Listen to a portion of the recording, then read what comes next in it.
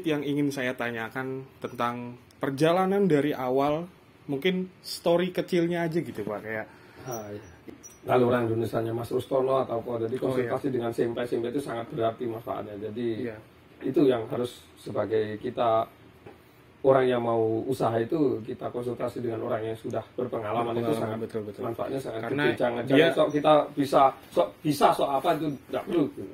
Orang pertama kali yang ngebangkitin semangat Bapak, ayo Bapak bisa gitu, ayo Anda bisa gitu. Itu Mas Rustono.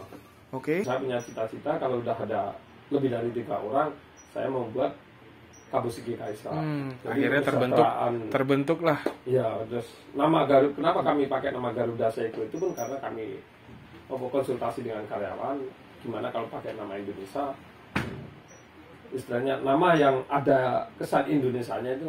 Kami pakai Garuda itu pun konsultasi dengan Punjen, ternyata tidak apa-apa. Yang penting belakangnya nama Jepangnya ada gitu. Saya salut. Bagi saya pesan ke yang anak-anak muda itu, sebenarnya kalian itu semua punya kesempatan sama, bisa.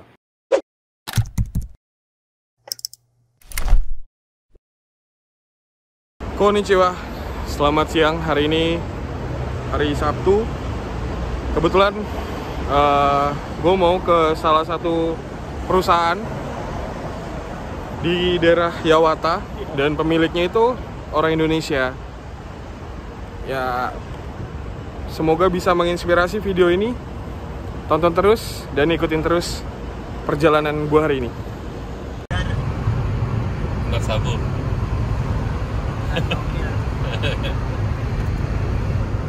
Ini di videoan loh tadi. Jangan masukin ya tadi, enak di kameranya tadi. Kan di mute. Iya. Ini di mute ntar suaranya.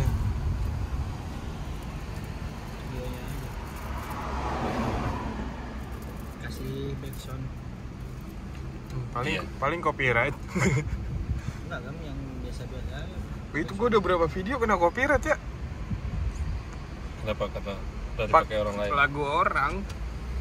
Tapi ada juga yang ada lagu orang itu nggak bisa ya? So. Ada yang berbayar, ada yang enggak bang. Oh, kalau berbayar nggak apa-apa. Cuma kalau yang nggak berbayar kan lagunya kagak enak.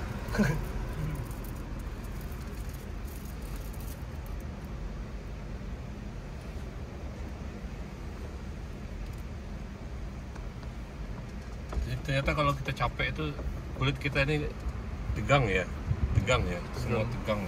Nanti dipanggil, oh aku tegang kan, capek. Makanya habis minum itu jadi bentar lagi. Tapi jangan sering minum kayak itu kan. Yang tadi itu. Yang 1 bulan 2 kali.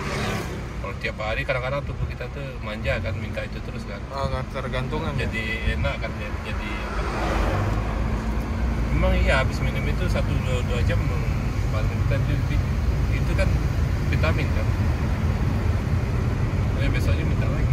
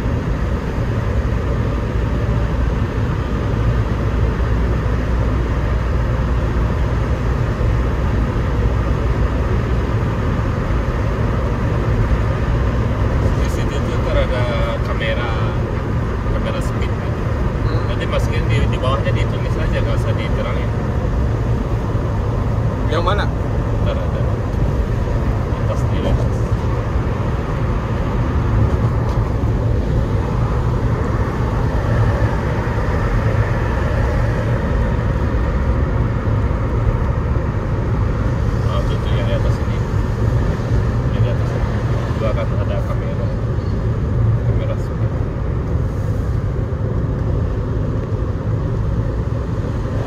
Ya bawahnya itu hati-hati kamera speed kamera apa.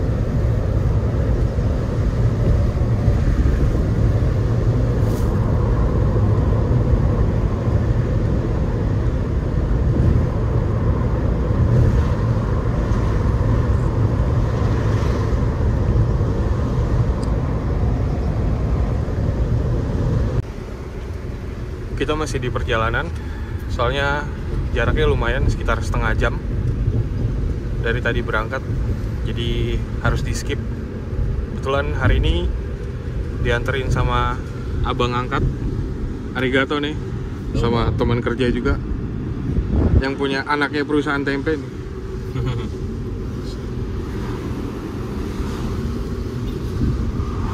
Kita udah masuk di daerah Yawata, dikit lagi sih sampai.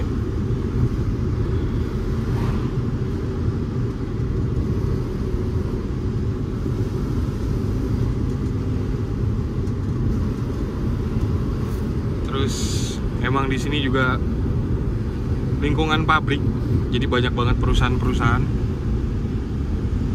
Kayak nggak heran kalau sebelah kiri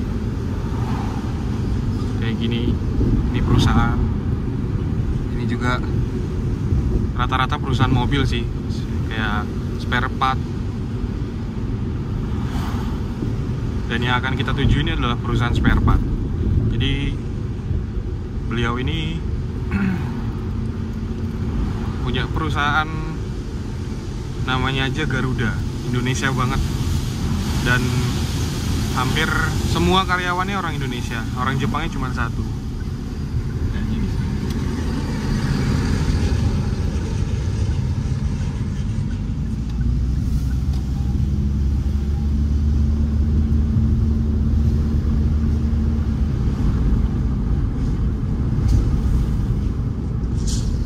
Bukannya satu lagi ya bang ya?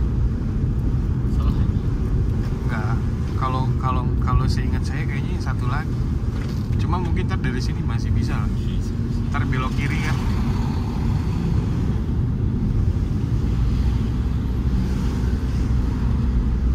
Oh ya, ada bangunan besar ya dekat ya. Ada bangunan-bangunan gede gitu. Nggak bisa ya? Tabung deh gitu. Bisa lah kayaknya masuk sini. Kita motong jalan.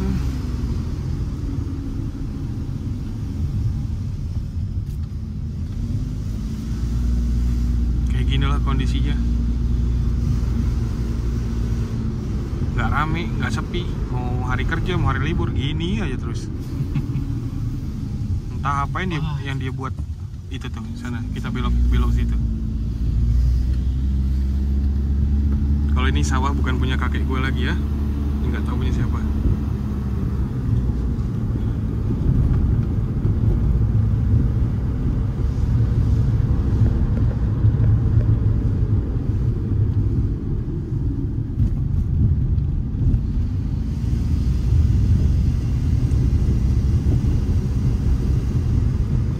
Sekitar 1 menit lagi lah, udah mau sampai.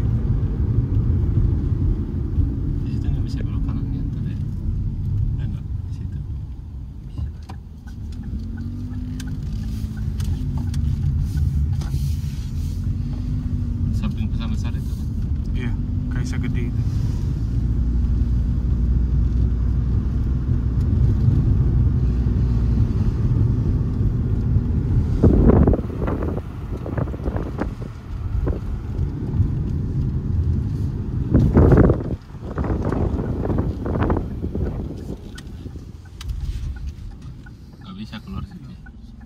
Bisa nggak lewat mobil kecil? Ya ada jarak ini berarti ada mobil kecil. Enggak, itu yang ada tiang dua. Tiang itu kan ada ini bekas ban mobil.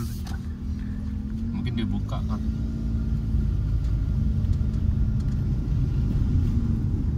Kayaknya lewat deh. Bisa abang ambil kanan dulu baru nyerong. Dekiru yukuri. Coba lihat situ kan. Jauh kiri jauh lurus aja terus. Loh kok nggak ada, mana pisahnya? Salah jalan. Kayak mungkin harus Sini dah, dekat sini. harus ya. Sebelah kanan.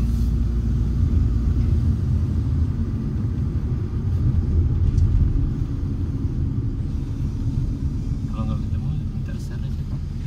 Atau kayak sepertinya pun masih satu blok lagi bang. Ada lagi situ ya. Sip. Komen ini.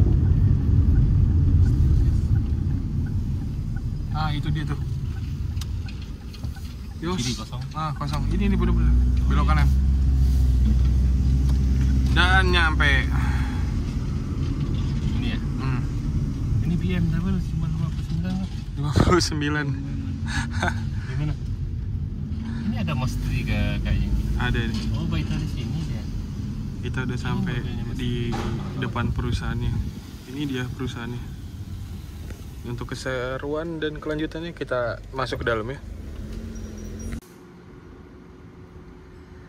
Gue udah sampai di depan perusahaan. Ini bangunannya. Ya ini ada parkiran sedikit. Terus ini juga ada kantor kecil. Di atasnya tempat istirahat untuk sholat. Asli ini pemiliknya. Ya alhamdulillah. Bener-bener nge-support. Ini dia si bos. Yuk kita lihat ke dalam bagaimana sih perusahaan yang dipunya sama orang Indonesia di Jepang loh. Buat gua segini udah gede.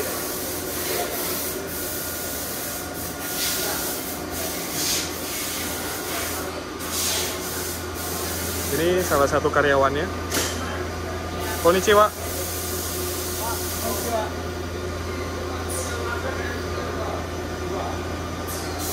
Beliau di sini sudah lumayan lama. Bagian machining, beliau engineering juga. Konnichiwa. Ini juga orang Indonesia. Inilah mesin yang dipegangnya. Jadi perusahaan ini mengerjakan spare part untuk perusahaan-perusahaan besar. Tapi gue nggak bisa nyebutin. Ini juga konnichiwa. Oh, konnichiwa.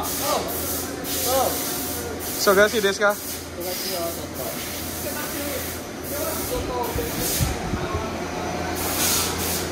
Ini mesin-mesin. Jadi kalau yang nanya kerja di Jepang tuh kayak gimana? Kayak gini. Jangan dikiranya kerjanya itu enak. Ada pesan-pesan nggak bang buat orang Indonesia? Oh, apa ya? Teman-teman yang mau ke sini? Gimana? Gambar ya.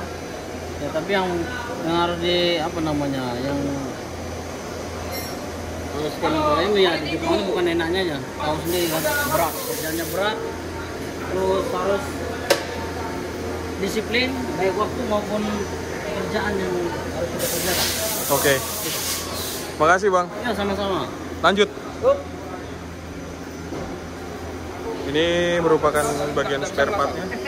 Ini juga bagian machining. Di sini orang Indonesia juga yang megang. Ini dia, Bang Ferry namanya. Halo Bang. Halo. Ini area mesin grinding. Cukup luas, buat gua cukup luas dan peralatannya juga banyak. Mesin-mesinnya juga luas. Ini juga sama. Ini juga. Dan di sini ada Kaizen Workshop. Nah, itu di situ. Ini bagian mesin manual. Ini penanggung jawabnya adalah Bli Gusti. Konnichiwa Bli, sehat? Alhamdulillah. Udah. Yap. lanjut beli. Ini Bisa ke sini. ya. Ada pesan-pesan buat teman-teman di Indonesia yang mau ke Jepang? Nah, gambar lah. Bagaimana pesan kalau ingin ke Jepang, belajar bahasa Jepang dulu, belajar bahasa Jepang. So. Tapi peraturan di Jepang, mantap. Arigato. Ya kurang lebihnya seperti inilah pekerjaan-pekerjaan yang ada di Jepang. Jadi kalau yang berpikir di Jepang itu kerjanya wah enak, kerjanya di kantor, gajinya gede. Iya gaji gede. Tapi kalau dirupiahin ke Indonesia itu gede banget.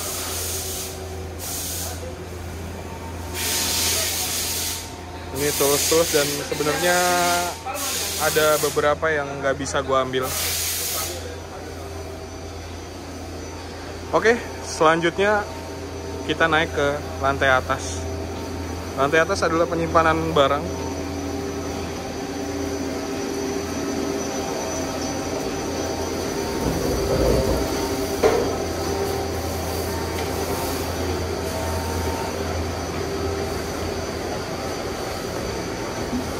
View kalau dari atas begini. Lumayan luas. Dan ini adalah ruang cek quality. Ruang quality-nya di sini. Dan berbagai macam tools, peralatan segala macam dan part yang dikerjakan. Untuk lebih jelasnya lagi, kita akan banyak berbincang sama pemilik perusahaan. Ikutin terus videonya, tolong ditonton sampai selesai. Enjoy! Konnichiwa. Terima kasih sebelumnya Bapak Heri, saya udah diizinkan untuk berkunjung datang ke tempat usaha Bapak. Buat saya ini luar biasa, dengan sebesar ini orang kita sendiri, orang Indonesia bisa bangun perusahaan. Semoga bisa menjadi motivasi dan ya pacuan semangat buat orang-orang yang melihat video ini. Terus ada sedikit yang ingin saya tanyakan tentang perjalanan dari awal, mungkin story kecilnya aja gitu Pak, kayak ya gampangnya aja gitu kan, sampai Bapak bisa ada di titik seperti ini tuh kira-kira bagaimana? Mulai dari awal sejarahnya kan dari Kensuse kita.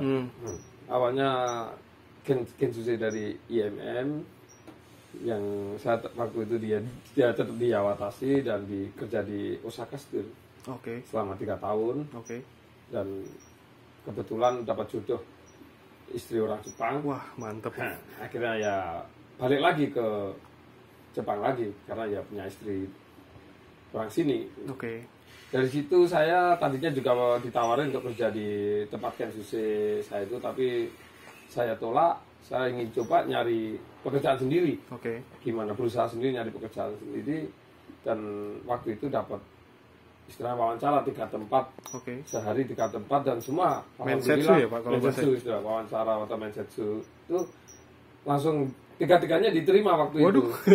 Lalu ada gimana? Di pihak kerja las, kerja di permesinan sama di machining ini.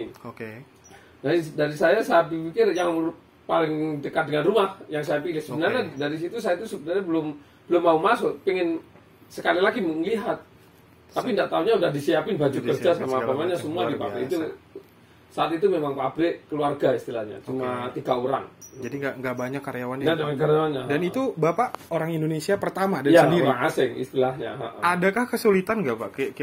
Kira-kira kayak misalkan pada saat awal, Bapak awalnya ini basic sudah di Kensuse selama 3 tahun selesai. Lalu mulai bekerja kembali di perusahaan yang tadi Bapak bilang. Itu apakah ada kesulitan atau tinggal mengikuti aja? Ya kesulitannya sih banyak, karena apa? Dari kerjaan waktu saya Kensuse sama sekali lain. Jadi bertolak belakang ya? Soal permesinan sama nol istilahnya. Memang saya udah waktu wawancara dia bilang kerjaan saya dulunya gini, terus ditawarin kerja kayak gini mau. Tapi ya saya belajar dari nol bilang.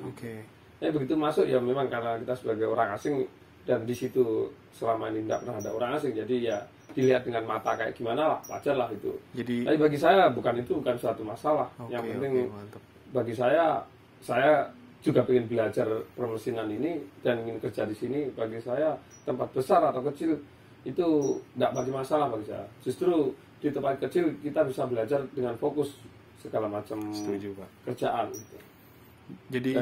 Jadi jangan terlalu kita terpaku bahwa perusahaan besar sekalipun ya itu bakal apa ya, kayak bikin kita nyaman atau dapat ilmu yang dengan. Kalau menurut saya, kita kalau inginnya nyaman, tenang, itu kerja di perusahaan besar itu bagus. Betul.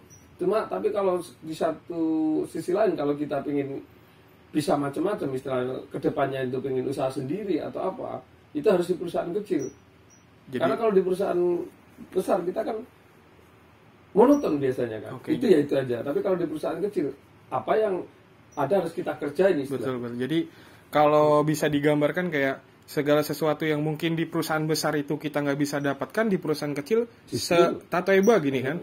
Kayak misalkan perusahaan itu di bidang yosetsu, kan kita nggak hanya terpatok di yosetsu, pasti pihak sachonya atau kojochonya akan mengarahkan kamu harus bisa yang lain, jangan cuma itu doang. Mungkin di situ perbedaannya ya Pak, perusahaan besar dan kecil. Jadi kayak apa yang diperlukan, bahan yang diperlukan, bahan selain itu gambar kerjanya kan dari macam-macam itu gimana. Pokoknya semuanya paling harus kita pelajari, bukan cuma ngelas aja. Betul. Jadi nggak cuma tok kita datang kerja, ngelas sesuai dengan aturan, selesai pulang. Tapi kalau di perusahaan kecil gimana caranya, tekniknya ya kan Pak? Semuanya kita.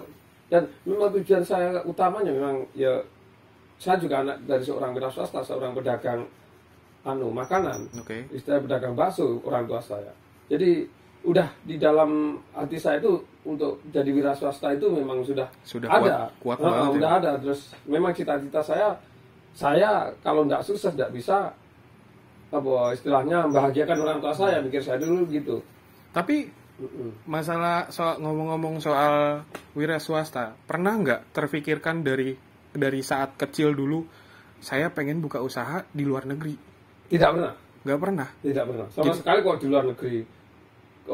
Istilahnya karena kita waktu saya datang ke Jepang itu pun dia diajak teman waktu dulu wawancara, istilahnya ngikutin anime Jepang gitu. Tapi setelah itu memang ada daya tariknya sih ke Jepang itu. Dari situ akhirnya muncul niat. Istilahnya. So 2 kali saya gagal di Surabaya, justru berhasilnya malah lewat Palembang saya istilahnya. Tapi tetap jiwa wira swasta itu memang tidak pernah hilang. Tadinya setelah Kenjutsu maunya seandainya pulang ke Indonesia teruskan usaha orang tua saya atau apa, tapi karena nikah dengan jodohnya orang Jepang, walaupun kembali ke Jepang tetap wira swasta itu pengen, dan akhirnya makanya saya pilih masuk ke perusahaan yang kecil itu, istilahnya jalan menuju ke situnya lebih gampang saya pikir. Betul setuju. Dan di perusahaan itu saya sekitar 5 tahun belajar bubut istilahnya. Ya ada mesin minggunya, ada bubutnya. Jadi full fabrikasi Bapak pelajarin semua ya? Iya, dan awalnya saya masuk situ langsung disuruh megang yang pakai tangan, bubut tangan. Manual yang di Indonesia yang di bengkel-bengkel kecil itu. Saya pernah ngalamin. Mungkin kalau orang Indonesia, wah manual itu apa, enggak ada duitnya atau apa. Justru kalau di Jepang itu keliru. Betul. Justru yang pakai tangan itulah yang paling dicari yang paling orang. Banyak, benar. Kalau yang pakai NC, cewek aja bisa kan? Betul, karena tinggal pencet tombol aja kan, siapapun kalau bisa. Kan pakai perasaan, pakai apa? Tapi memang nggak bisa itu setahun 2 tahun bisa jadi pintar. Benar Pak. Karena memang dulu juga pada saat saya kuliah, saya juga ya ngalamin belajar soal mesin bubut manual, di STM, mesin fresh, disuruh ngikir, harus ngikir itu bagaimana. Itu justru yang paling penting di situ itu. Itu dasar kita untuk bisa yang lainnya, itu dasar awal memang harus. Saya juga sekolah di STM pernah kan di listrik kan, bukan di Kormus. Itu di daerah mana Pak STM-nya kalau boleh tahu? STM saya di Tulungagung, Jawa Timur. Aslinya Tulungagung berarti ya? Aslinya Trenggalek. Trenggalek. Orang desa Trenggalek saya. Oke. Dari situ kerja di situ selama 5 tahun ya, apapun yang waktu itu sih sebenarnya saya tuh orangnya pengen tahu dan pengen bisa. Jadi disuruh pakai yang tangan itu, bubut tangan itu saya juga seneng karena memang itu istilahnya langsung pakai tangan. Setelah itu disuruh pakai yang NC, disuruh pakai mesin minggu, dia tidak pernah saya tolak. Dan saya kerjain. Tapi kimochinya tetap ke manual ya Pak? Ya manualnya tetap itu. Ya yang paling alhamdulillah yang paling bermanfaat itu karena saya bisa di manual itu akhirnya bisa yang lainnya. Yang di begitu datang langsung disuruh yang manual. Itu bagi saya yang sangat bermanfaat sampai saat ini. Tapi kan hikmahnya dari situ. Mungkin kalau dulu Bapak langsung CNC kah atau hanya Yosetsu dari awal, kayaknya Garuda Seiko ini nggak mungkin berdiri. Nggak ada. Nanti gimana terjadinya Garuda Seiko ada hubungannya itu. Betul. Dari situ 5 tahun pas tahun 2008 akhir ya terjadi Lehman Shock, istilahnya krisis moneter. Itu perusahaan yang saya tempat kerjain itu istilahnya 1 tahun kerjaan sepi, akhirnya kan mau ditutup gitu. Istilahnya mau bangkrut lah, mau dikatakan ya memang bangkrut itu. Dari situ saya memang niat saya wira swasta itu saya anggap itu suatu kesempatan. Saya udah bisa kerja sendiri. Terus saat itu ya saya konsultasi dengan kalau orang Indonesianya Mas Rustono atau apa, jadi konsultasi dengan SMP itu sangat berarti manfaatnya. Jadi itu yang harus sebagai kita orang yang mau usaha itu kita konsultasi dengan orang yang sudah berpengalaman, itu sangat betul. manfaatnya sangat Karena gede. Jangan sok kita bisa sok apa itu tidak perlu. Terus Pak, ngomong-ngomong wira swasta, setelah berdirinya Garuda Seiko ini, siapa sih orang pertama kali yang ngebangkitin semangat Bapak? Ayo, Bapak bisa gitu. Ayo Anda bisa gitu. Itu Mas Rustono. Oke. Terus terang Mas Rustono itu. Waktu saya konsultasi mau itu gimana Rustono? Pokoknya pasti bisa Mas Heri. Kerjain apa? Pokoknya jalan terus gitu. Dia selalu gitu.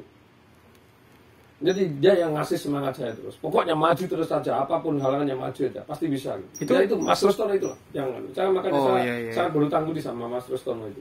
Beliau ada di vlog saya sebelumnya soalnya. Saya Mas banyak Rustono berbincang itu juga. Kerjaannya lain, istilahnya di makanan di bidangnya. Sementara saya di permusikan, tapi orang usaha itu kuncinya sama masalahnya. Betul.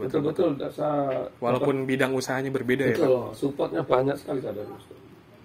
Gitu. Jadi istilahnya akhirnya pada tahun 2010 itu pabrik saya yang bangkrut itu mesinnya saya beli semua. Dan saat itu saya modalnya sih nol. Cuma berapa? Sanjung Gomang. Sanjung Gomang itu kalau sekitar 40 juta rupiah. Sekitar 50 juta ya, 50 juta rupiah. Itu saya bilang, ini mesin saya beli semua, saya mau bangun usaha.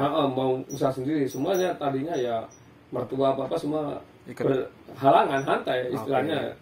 Kok nekat gitu istilahnya. Kok bisa gitu, karena mungkin kan kalau orang Jepang pasti berpikirnya ke depan ya Pak. Ini bagaimana kalau misalkan kita buka usaha, kamu akan sukses atau enggak gitu kan. Itu. Selain itu pembayaran itu mesin enggak tahunya sebulannya berapa. Gojunanama itu kan sekitar hampir 70 juta kan. Masya Allah. Nah, sementara kerjaan belum ada sama sekali. Dan itu mesin sudah masuk ke dalam bangunan ini itu kan? Bangunan yang lama yang di Yawatasi, pabrik saya pertama di Yawatasi, masih di situ. Itu Gojunanama itu belum listriknya, belum pinjam bangunannya. Itu baru biaya dari mesinnya itu. Iya, cicilan mesin, karena mesinnya ada 4 biji kalau salah. Itu berapa tahun Pak Bapak mencicil dari proses awal itu? Dari apa semua 3 tahun setengah saya semua. Enggak pernah saya nunggak sekalipun. Luar biasa. Modal saya itu waktu 5 tahun kerja terus istilahnya dipecat karena bangkrut itu ada uang sakunya kan istilahnya itu Sanjung Gomang 35 digunain lah itu berarti udah dalam hati ini masalah jadi apa enggak ya itu urusan belakangan ya. Yang penting buat dulu lakuin dulu ya Pak. Saya kalau enggak nekat istilahnya orang Jawa Timur bondo nekat, kalau enggak nekat ya jadi. Ya alhamdulillah istri saya itu sedikit banyak dukung saya, istilahnya ngasih kesempatan saya 2 tahun untuk mencoba usaha sendiri ya. Jadi kalau saya 2 tahun tidak ada hasilnya baru berhenti kerja di tempat lain gitu. Lalu saya juga sempat dengar dan lihat sih dari artikel di Google itu perusahaan ini rata-rata orang Indonesia semua ya Pak? Karyawannya awalnya dulu cuma saya sama Agak Pisang, orang Jepang. Jadi cuma bertiga aja dulu tuh? Cuma berdua sama berdua, sorry. Tadinya sendiri, terus dia itu sebenarnya sampai saya panggil lagi. Selain itu, kalau Sabtu Minggu dibantu Kensuke dulu sering, bantu di Yawatasi itu. Baito gitu ya? Iya, terus kami minta, awalnya sebelum itu perusahaan saya itu juga ngerjain kerjaan Mitsubishi, terus saya minta langsung ke Mitsubishi minta kerjaan. Itu karena saya bisa bubut tangan itulah awalnya ya, makanya Pak. Hikmah dari bubut tangan itu.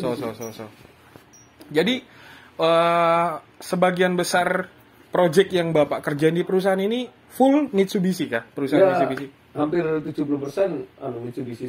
Sisanya macam-macam lah ya. Iya, sisanya ada lain-lain 5 perusahaan. Ada 5 perusahaan ya. Tapi mainnya MMC Suringgu. di situ memang yang diutamakan karena dia alat khusus, jadi keahlian tangan. Betul. Dan tadi juga saya lihat barang-barang yang dihasilkan dari pabrik ini juga itu, kalau saya pribadi ya, saya juga bekerja di permesinan seperti ini kan. Saya sendiri saya nggak bisa, Pak. Serius. Itu semua orang pasti ikinari nggak bisa. Full skill. Asli, saya ngelihat satu partnya itu saya bilang ini gimana mikirnya, saya bilang ini apa memang bisa gitu. Untuk bisa baca gambar kerja itu butuh Aswan aja butuh setengah tahun 1 tahun. Oke, Bang Aswan tadi yang di dalam itu. Justru sekarang Aswan yang paling pintar. Jadi dia jadi Ichibang senpai di sini ya, Pak? Iya, dia kucucuknya di sini. Oke, mantap. Dan kenapa saya ngambil orang Indonesia itu karena saya ingin buktikan bahwa orang kita pun bisa di sini usaha gitu. Makanya saya ngambil orang Indonesia itu karena yang pertama itu dulu Mas Akbar, terus karena tidak bisa berlanjut lama kita akhirnya dia ganti Aswan itu ya. Bang Aswan. Okay. Dari Aswan itu terus Aswan pengen masuk ke sini, dia tadinya apa itu terus masuk ke sini jadi karyawan tetap. Dari situ Aswan, kamu pengen betul-betul kerja sih, kalau kita pengen betul-betul kerja sih, mari kita besarkan pabrik ini ya. Sampailah hari ini ya, Pak. Sampai dia akhirnya punya semangat yang sama dengan saya, dan saya punya cita-cita kalau udah ada lebih dari 3 orang, saya membuat Kabushiki Kaisa.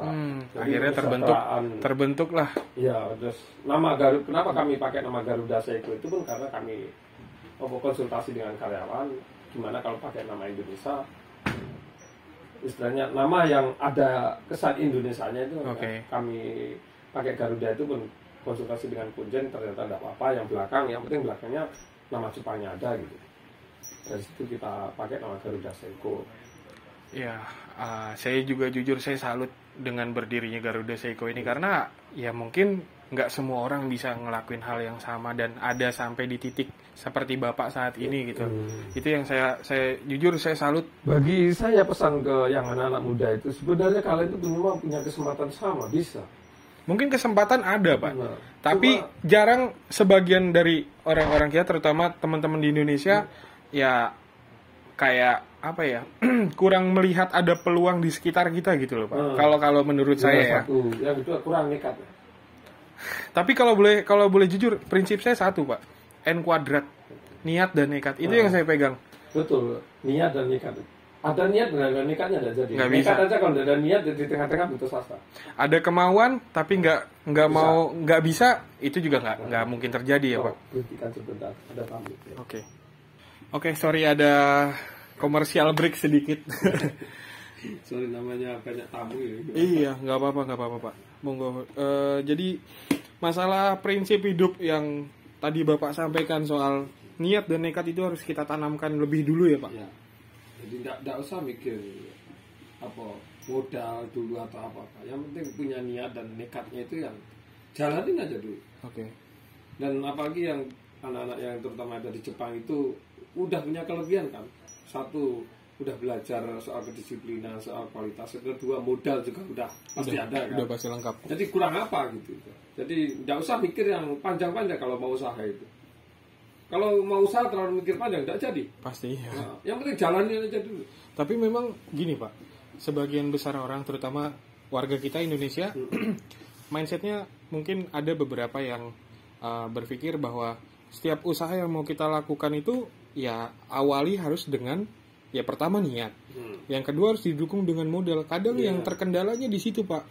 Terlebih kan nggak semua orang ini bisa punya keuangan yang bagus gitu. Betul. Iro-iro lah kalau bahasa Jepang ya kan. Buktinya saya mendirikan pabrik modalnya cuma 40 juta. Sementara pembayarannya awalnya 60 juta lebih. Dari mana itu dapat uang mikir? Kalau dipikir tidak jadi kan? Iya sih memang. Yang penting punya niat, nekat aja. Jadi kalau kita udah punya niat dan nekat yang kuat, pasti ada jalan keluarnya. Dari situlah yang penting kita itu jadi pasti ngalamin masalah banyak begitu kita udah jalan masuk ke usaha itu. Tapi sebesar apapun masalah itu pasti ada jalan keluarnya. Setuju, Pak. Dan yang memang kalau di Indonesia repotnya kan banyak omongan kanan kiri gini. Itu pasti. Ya memang. Tapi kalau kamu pengen jadi orang sukses dan apa, omongan itu lewatin aja, masuk kuping aja, Pak. Kanan keluar kiri gitu aja. Yang penting niat kamu, jalanmu bener, ndak merasa merugikan orang lain. Dan yang lebih satu lagi, kalau kita awalnya anak direktur atau apa, gampang sih, usaha itu enak gini. Tapi kalau kita awalnya dari nol, istilahnya semua awalnya dari nol, jadi sangguplah untuk sengsara dulu. Jangan sanggup Jangan langsung kok usaha terus wah usahanya lancar gini-gini, itu malah bahaya ya, Pak. malah istilahnya apa, tidak kuat lama. Mentalnya, karena Jadi, mentalnya nggak siap, Pak. Karena mental itu yang paling ngomong-ngomong soal mental juga, waktu pada saat saya vlog bersama Bapak Rustono, beliau juga banyak ngasih masukan ke saya. Terus dia bilang kalau kamu mau jadi orang sukses, mental sama planning kamu harus duluan mental. Iya. Karena ketika mental kamu di atas, planning kamu entah itu ya apapun itu yang ada di planning kita itu akan bisa ngikutin. Kalau duluan planning mentalnya bobrok, udah jadi. Nggak siap. Ketika dia down, hancur. Jadi mental itu yang paling, makanya mental dengan nekat itu kan harus klop. Harus klop kan. Dan itu yang paling penting. Dan kita awalnya sengsara itu anggap aja wajar. Sesengsara pun yang penting kita masih bisa makan gitu. Pikirnya gitu aja. Kecuali sengsara nggak bisa makan, nggak bisa tidur, itu baru lain. Ya memang itu sudah menjadi satu fase di mana orang-orang yang ingin membuka usaha dari awal pasti akan melewati tahap-tahap itu ya, Pak. Sebenarnya yang paling bagus itu kalau masih muda, masih bujangan, usaha itu yang paling bagus sebenarnya. Karena apa? Masih resikonya ke belakangnya itu masih sedikit kan. Masih Jadi kecil, ya. Walaupun kita harus kerja sampai tengah malam apa-apa. Tapi kalau memang udah berkeluarga, itu harus lagi. izin.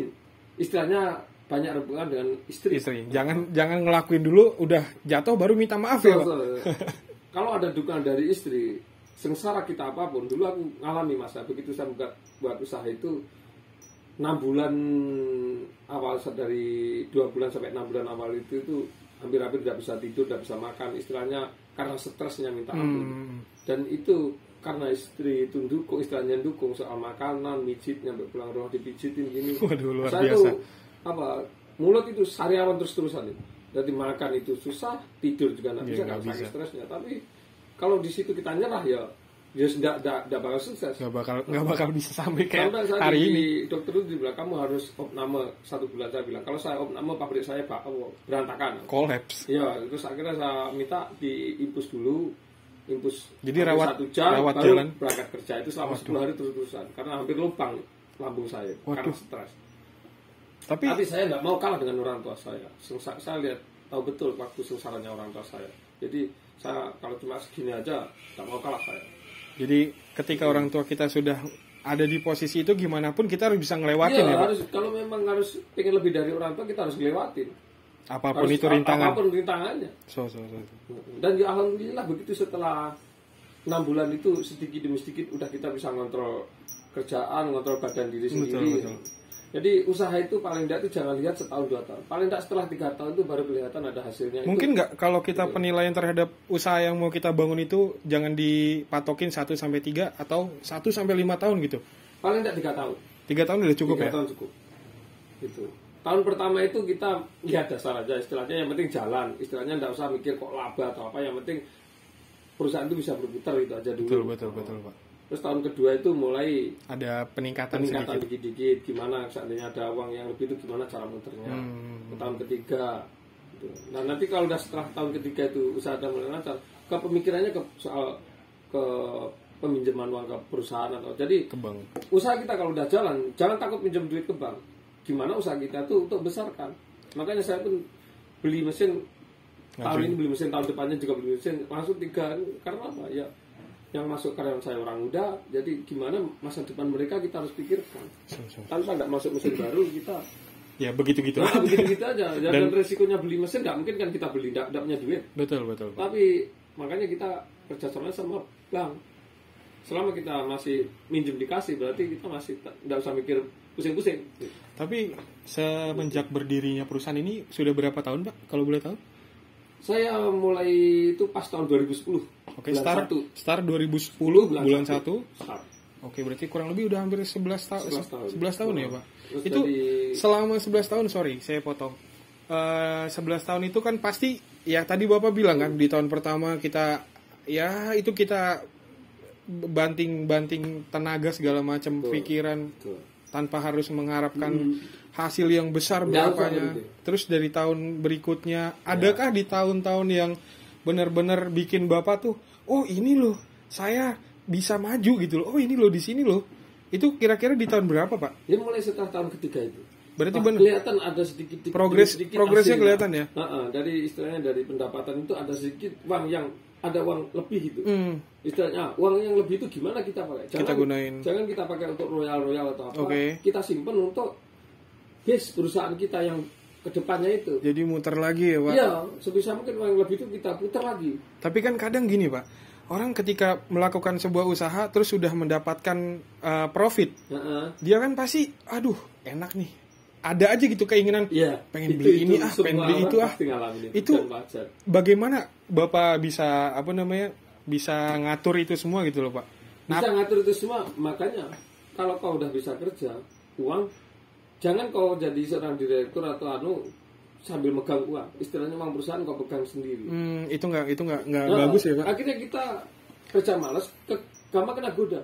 Okay. Orang kalau manusia pegang uang itu pasti panas, Pak. Makanya saya kerja itu senang masanya. Uang nggak mau saya ngurusin, makanya saya urusin saya sama istri. Uang perusahaan pun apapun. Jadi saya cuma uang saku dari istri. Okay. Itu saya udah puas. Tapi kalau saya megang uang perusahaan sendiri, saya atur sendiri, dan jadi kerja. Bener-bener. Dan gampang terpengaruh.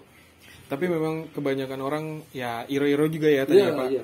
Ada yang menyerahkan keuangan kepada istri, ada yang tetap meng-saving uangnya sama dia sendiri. Atau kalau ngambil karyawan untuk yang ngurusin keuangan. Ngeceknya itu. Tapi kalau Bapak lebih mempercayakan kepada ibu ya. Istri saya pun juga uang rumah dengan uang perusahaan tidak pernah dicampur. Uang rumah, uang perusahaan. Oke. Tapi emang luar biasanya perempuan itu seperti itu, Pak. Ya, dan saya pun soal uang memang bodoh. Saya udah sadarin sendiri, makanya saat ini saya megang uang tidak jadi kerja. Saya pun sama, Pak. Saya juga sama seperti Bapak, walaupun memang bukan levelnya kita sama ya. Bapak jauh beberapa ribu langkah di atas saya. Tapi penerapan kepercayaan terhadap penyimpanan uang itu saya juga lakukan yang sama, Pak. Saya tetap percayakan kepada istri. Karena apa? Betul. Godaan itu yang tadi Bapak bilang. Betul. Kacau. Kalau misalkan kita pegang sendiri. Untungnya saya di Jepang. Karena apa? Di Jepang kan waktunya sekarang selalu disiplin kan.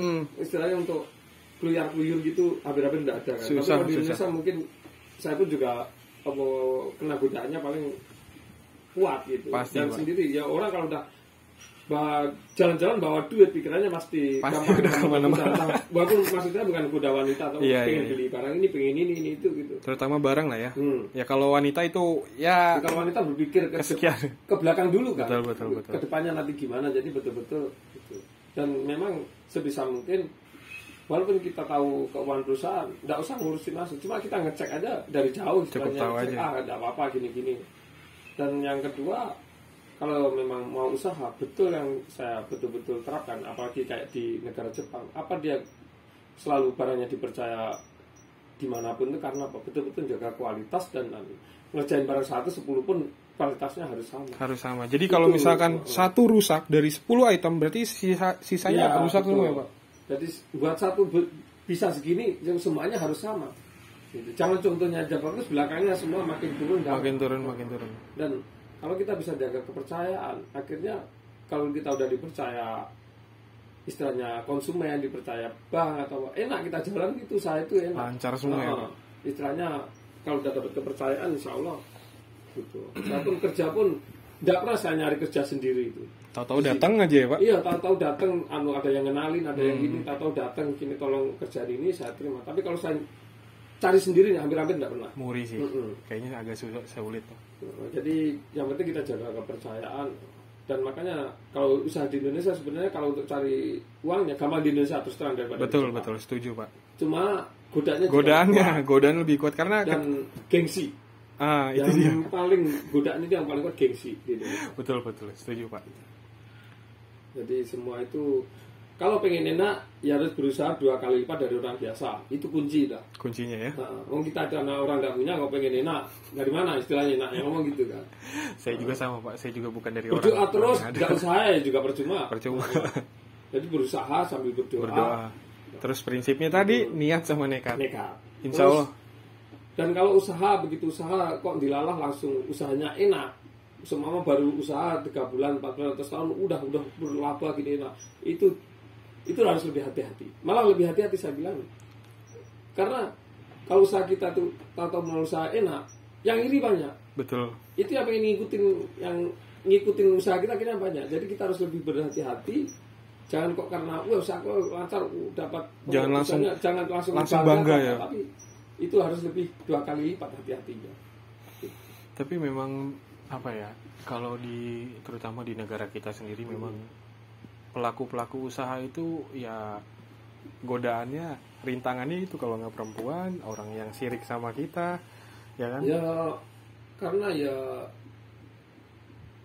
itu sifat dari orang-orang Indonesia, istilahnya keakraban sifat dari itu akhirnya membawakan kadang ya tahu sendiri lah kalau bisa kadang nggak perlu dijelasin. Iya udah dijelasin tahu sendiri kanan kiri ngomongnya yang gini betul itu, Pak. Selama berpikirnya gampang kok. Selama kita tidak merugikan mereka, biar orang ngomong apapun, biar dioleh apapun, dan itu kuat ndaknya itu tergantung kita. Betul Pak. Kadang kita kuat tapi keluarga kita tidak kuat, akhirnya kan ngedown. Ngedown juga. Itu memang sebenarnya kalau untuk usaha orang Indonesia itu paling pintar dan kesempatannya paling banyak. Cumanya mereka rata-rata ya karena terlalu memperdulikan kanan kiri dan gengsi, akhirnya disitulah yang bikin makanya mau usaha mikir gini-gini tidak jadi usaha kan. Tapi emang kebanyakan gitu sih Pak, karena terlalu banyak pemikiran, aduh nanti kalau begini ntar gimana. Iya, buktinya kan kayak Kensus itu yang udah pulang akhirnya kan karena kebawa gengsi, malas kerja gini-gini, akhirnya balik lagi ke nol lagi. Itu yang saya sangat sayangkan, karena kenapa ya, saya bukan dari Kensus, saya dari program Visa Engineering.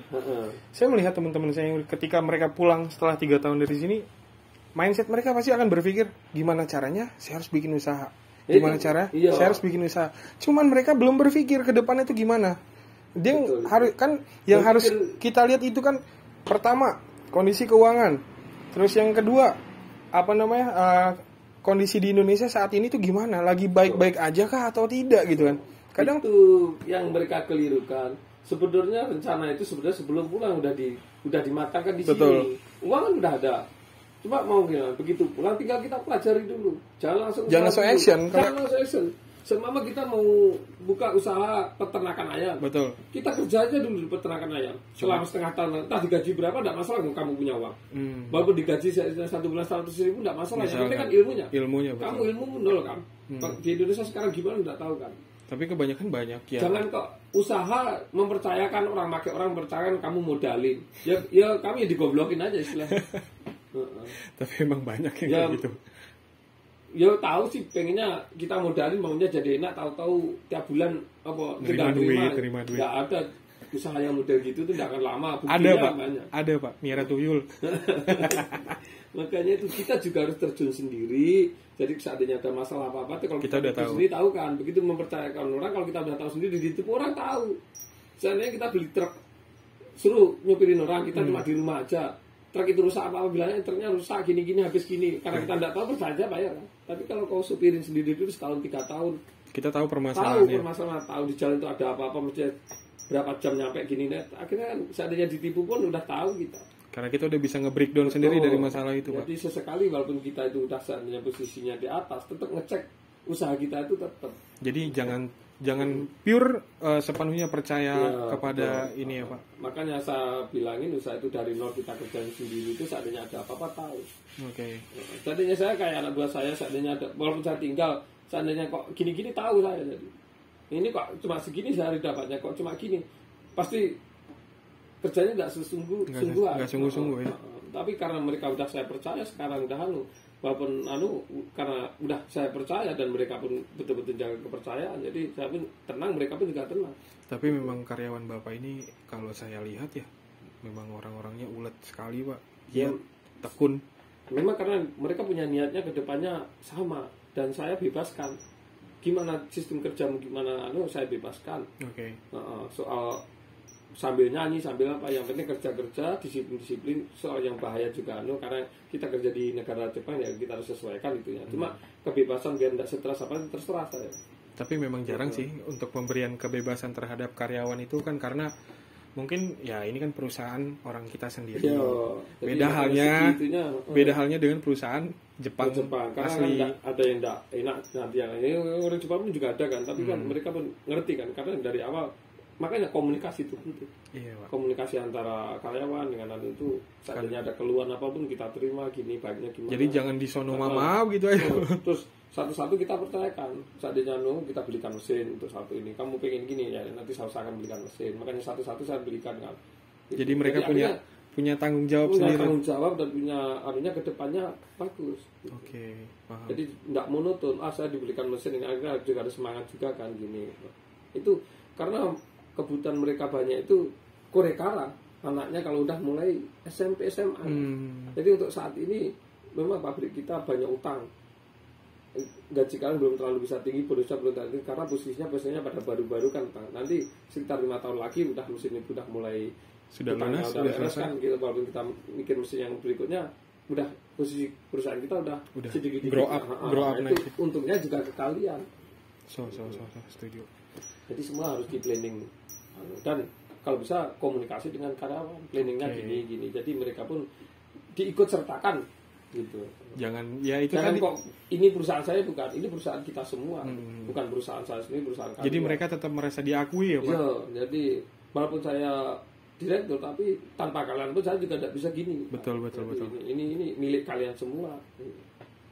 Jadi itu yang saya terapkan itu karena dari ajaran dari orang tua saya juga. Kalau usaha sebisa mungkin lihatnya yang panjang ke depan, jangan cepat laba yang pendek. Mending walaupun kecil-kecil, kalau ditumpuk jadinya gunung juga. Jadi bukit juga. Betul. Emang ada proses ya Pak. Kalau kita mikirnya pendek, cepat laba, orang gampang tergoda di situ. Tapi kalau kita pelan itu tidak terasa itu. Godaan juga kan Pak. Pasti bingung juga nih mau masuk di mana nih. Ini orang kayak nggak naik nih. Iya gitu loh. Makanya kamu tahu sendiri kan, saya kan tidak pernah ya tiap hari cuma di pabrik aja, di pakaiannya cuma bagian kerja ini aja. Cuma minggu aja, ya mungkin kadang ya juga ada yang bilangin, wah sok gaya para layang tuh. Itu bagi saya orang ngomong tidak apa-apa, tapi bagi saya on off juga perlu, kerja hobi dan itu waktu yang sangat penting bagi saya dengan anak saya. Jadi sangat penting. Cuman kan orang nggak ngerti Pak, dia menilai apa yang dia lihat. Ya wajar sih memang. Itu wajar ya, itu hak setiap orang, cuman ya balik lagi kitanya ya udah ya biarin aja lah, kangkenai lah. Ya memang. Tapi ya itu karena saya mementingkan jam keluarga dengan keluarga harus saya, Pak, harus punya hobi untuk istilahnya stres di kerjaan, akhirnya melampiaskannya di sini ke hobi. Apalagi bisa bareng dengan anak betul, saya. Betul, quality time. Makanya waktu itu pas Bapak ngajakin saya main para layang, Bapak bilang, "Ini saya sama anak." Ya, pasti selalu sama anak saya, iya, cuman karena saya pikir hari itu baru sama anak Bapak, ya saya berpikir, ini waktunya quality time ayah sama anak. Saya nggak mau ngeganggu, makanya saya nggak mau. Dan tiap pergi pasti sama anak saya, jangan pergi sendiri. Mungkin kadang bertengkar sama anak saya itu. Kadang saya pun diolol anak saya karena pintar anak saya sekarang. Ya. Tapi ya itulah seninya di situ yang buat istilahnya menghilangkan stres. Sebisa mungkin hari Minggu itu memang diusahakan saya keluarga. Mantap Pak. Jadi biar bagaimanapun kita keluarga penting sekali. Kalau ada apa-apa siapa dulu keluarga. Keluarga. Nah, ya, makanya kalau kita udah di keluarga pun kita dicuekin ya, kalau sakit ya pusing sendiri kan. Ngurus sendiri emang bisa kan. Gitulah. Terus ngomong-ngomong soal usaha ini Pak, ada nggak pesan buat teman-teman kita di Indonesia yang lagi merintis atau yang lagi baru mau mulai usaha, mungkin ini bisa diberikan masukan dari Bapak? Ya. Biar kedepannya lebih cuma pesan ya, apalagi saat ini corona ini, betul, semua usaha kan lagi coba. Justru karena saya dulu waktu mulai usaha itu posisinya pas Lehman Shock itu, pas krisis moneter itu 98. Jadi, ya pas orang susah-susahnya kok malah usaha itu. Tapi justru saat ada gini pasti ada selesainya kan. Kalau kita saat kayak posisi kayak gini ini kita bisa bertahan, insya Allah nanti setelah setahun 2 tahunnya kita bisa naik gitu. Justru karena pas begini kita putus asa, waduh kena corona gini selesai ya, keliru. Pertahankan dulu, apapun resikonya pertahankan. Saya pun juga ngalamin corona ini gimana, tanya mereka ada lembur, tidak ada, tapi tidak pernah saya liburkan karyawan saya. Tapi justru saat corona ini ya alhamdulillah kemarin karena punya tabungan perusahaan, jadi tabungan itu kita pakai. Gunain dulu ya. Ya makanya itu kalau saat kita laba jangan gunakan yang aneh-aneh. Paling tidak 30% kita simpan untuk saving. Dan pasti orang usaha itu 5 tahun 7 tahun pasti ada gininya. Betul Pak, nggak mungkin selamanya. Nggak mungkin. Dan paling tidak antara 5 tahun 7 tahun itu ada kita ke bawahnya. Oke. Dan itu ke bawah itu tuh. Makanya justru ambil kesempatan saat ini. Kayak orang wisata sekarang pada hancur kan, orang apa? Justru mulai sekarang kalian buka. Nanti begitu corona selesai sibuknya minta ampun kan. Betul Pak. Dari yang untuk mulai itu paling keadaan kayak gini tuh gampang karena apa? Tidak terlalu didesak kesibukan. Jadi untuk membenahi satu-satu ketika kita udah siap betul sibuk. Jadi udah ke prepare semua ya Pak. Betul. Justru kalau orang yang posisi kayak corona gini kayak istilahnya paceklik gini kita buat usaha, insya Allah jadi. Mudah-mudahan Pak. Ya saya berdoa juga semoga perusahaan ini bisa lebih besar lagi, mungkin ke depannya akan ekspansi lebih besar lagi, terus bangunannya juga saya berdoa banget bisa lebih besar lagi, jadi banyak orang yang akan terbantu melalui perusahaan ini, terutama ya, Bapak dan keluarga. Ya cita-cita saya paling enggak itu ya tetap pakai orang Indonesia nya, tetap yang penting kita intinya bermanfaat ya Pak. Siapa tahu mereka seandainya berhenti dari sini pulang ke Indonesia buat usaha di Indonesia pun jadi bisa tetap kerja sama. Paham. Oke, mungkin satu lagi pengen sekali saya tuh ngambil Kensuke karena ya saya sendiri mantan Kensuke. Oke, jadi pengen punya cita-cita tuh ngambil Kensuke itu. Istilah untuk balas budi. Saya nyampe di sini bisa gini ya karena ayah ini Jampang, karena Kensuke. Jadi nggak mungkin saya istilah lupa dengan budi mereka. Alma mater. Saya ya. Betul. Bapak mungkin cukup sekian perbincangan saya mengenai perusahaan ini. Terima kasih banyak untuk waktunya.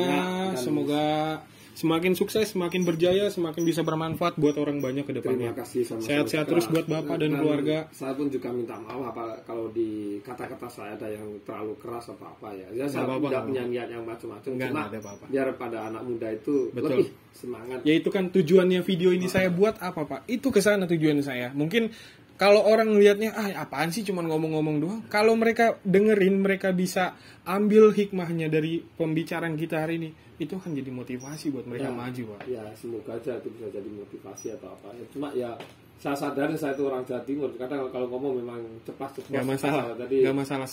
Semua daerah punya ciri khas masing-masing Pak. Termasuk saya juga Sumatera. Sumatera juga kenceng kalau ngomong Pak. Gak apa-apa. It's okay, gak masalah. Saya sekali lagi saya ucapkan terima kasih untuk waktunya hari ini. Sama-sama sukses juga buat Bapak pokoknya ke depannya. Terima kasih buat yang semua yang udah nonton sampai selesai. Semoga video ini bermanfaat, semoga bisa memotivasi dari Bapak Heri ini bisa jadi peluang buat orang-orang banyak di luar sana. Terus dukung channel ini, jangan lupa klik like, komen, subscribe, bagikan ke siapapun, ke saudara, ke teman, pacar atau siapapun. Semoga bisa memotivasi. Gua pamit, terima kasih. Assalamualaikum.